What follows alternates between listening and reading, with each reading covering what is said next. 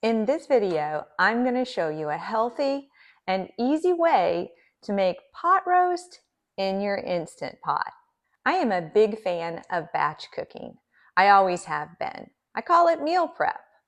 I buy a lot of ingredients, I double my recipes, I spend a rainy day cooking them all up and then freezing them so that we're able to have healthy, easy meals on the go. In this video, we're going to make pot roast. This is one of my husband's favorites. Who doesn't like a good pot roast? It's delicious and easy in an Instant Pot. I adapted this recipe from one I found on Six Sisters website.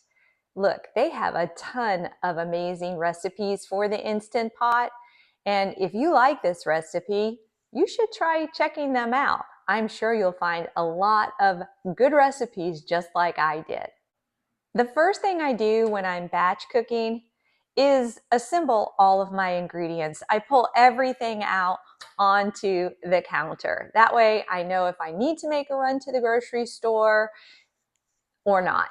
In this recipe, you'll need 2 cups of beef broth, 3 pounds of beef chuck roast, salt, and I like to use McCormick's Japanese 7-spice, minced garlic, about 2 tablespoons, frozen chopped onion, 1 cup, frozen seasoning blend. I use these 10-ounce bags with onions, celery, sweet, red, and green peppers, tomato sauce, 1/2 cup, barbecue sauce, 1/2 cup, Worcestershire sauce, 2 tablespoons, and better than bouillon beef, 2 tablespoons. I use a 10-quart Instant Pot.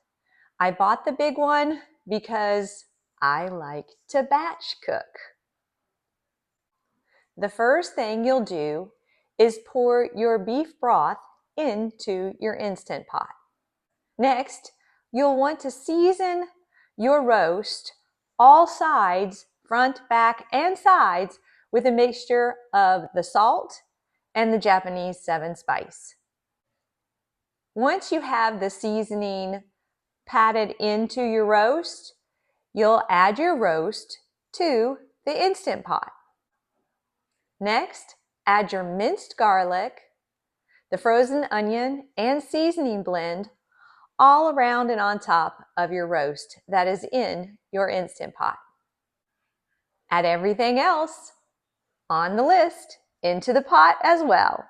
Place your lid on top of your Instant Pot and make sure it's set to seal. You'll want to pressure cook this for a total of 65 minutes. When your roast is done, let your roast set in the Instant Pot with a natural release, preferably for 1 to 2 hours on warm. The longer you let your roast sit, the more tender it will be.